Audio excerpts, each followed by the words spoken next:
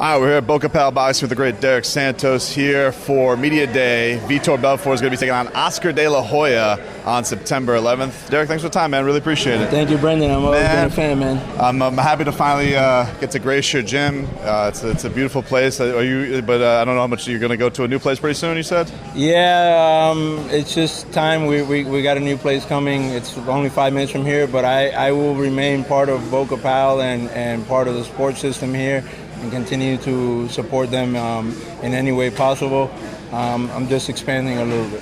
I'm going to get into Vitor in just a second, but you've been doing this down here for a long time. You see all the kids that you've helped out here training. Why is that so important to you, man? How did you dive into that down here in South Florida? Because you've been doing it for a long time. It's always been important for me. It's that whole never forget where you came from. I was an amateur boxer myself, and then years later I got an opportunity to start helping a couple other pro fighters, and then I got an opportunity that just happened to be by chance to help another city team just to come in and look and help, but whenever you want to come.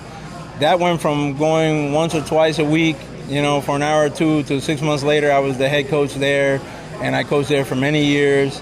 I had always had friendship with everybody here at Boca Pal, and between then, I started working just with professionals, but I always had that urge to help. I had some friends that had kids that were still fighting, and they would ask me to come to the gym or come to their house to help them out or corner them in an amateur fight or a tournament, and I always did that. I had a lot of fun traveling throughout the whole United States, going through all the amateurs and seeing them grow, and some of those guys that I've known now did very well. Caleb Plants and Teofimo Lopez and, many others. I'm just saying there's many others. Errol Spence, all those guys, I saw those guys in the amateurs. I saw them come up. Gervonta Davis, all those guys from when they were, yay high, only, less than my chest, coming up. And it's great to see all the fellow coaches around the country, too, coming up and being successful.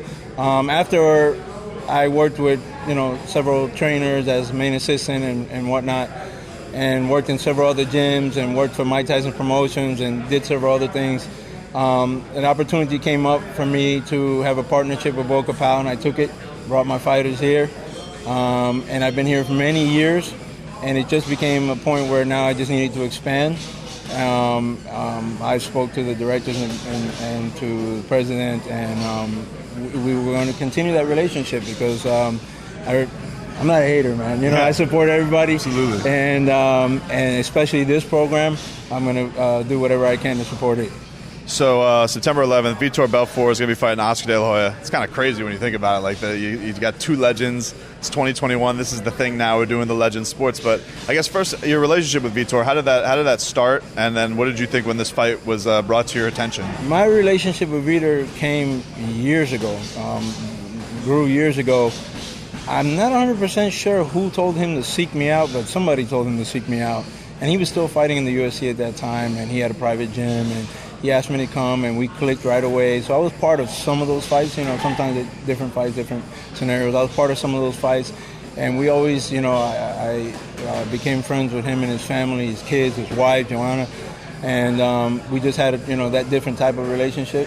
We clicked, and he would come here, even after, I guess he was semi-retired, and work out, and he's got all these businesses and stuff. And then he started to get the itch, but he didn't want to fight in the MMA. He wanted to box. He brought it up to me a couple of times, and I said, well, we'll see what happens. The opportunities happen, and lo and behold, here this comes. First, it was supposed to be an exhibition match on the Teofimo Lopez undercard with George Cambosos here in Miami. The animal guy. Yeah, this is quite the different. Which was okay, let's do that, and then let's look for maybe a real boxing match after.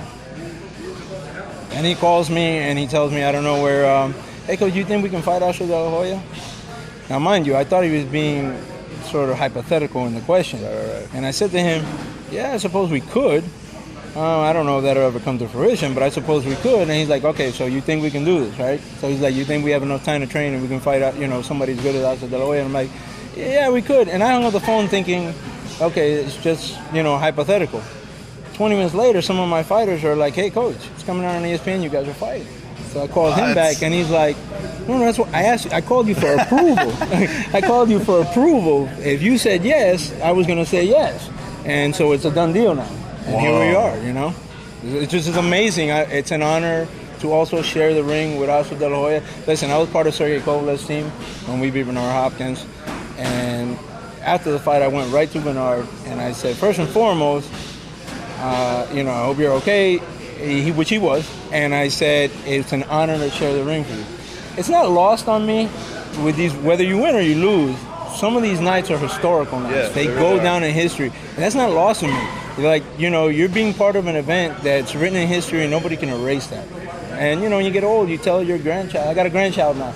I got a 1-year-old grandchild, and when he gets older, he's going to say, my grandfather was part of this and that and the other, and I'm proud of that. How, as a coach, do you prepare for something like this? You have a guy who is a legend but haven't seen the ring forever. You have a guy who's been in the sport forever. Like, do you just focus on Vitor being his best boxing skill set, or do you look back to some of those old Oscar footage? Do you try and think about those tendencies? Don't get it twisted. I'm a detail-oriented coach. I will not gloss over anything. So, you know, I looked and I definitely, you know, tried to get the best Vitor possible, and he's given me the best of him. But I definitely looked. I'm not glossing over or disrespecting Oscar in any way. If he thinks that I'm not paying attention, he's wrong.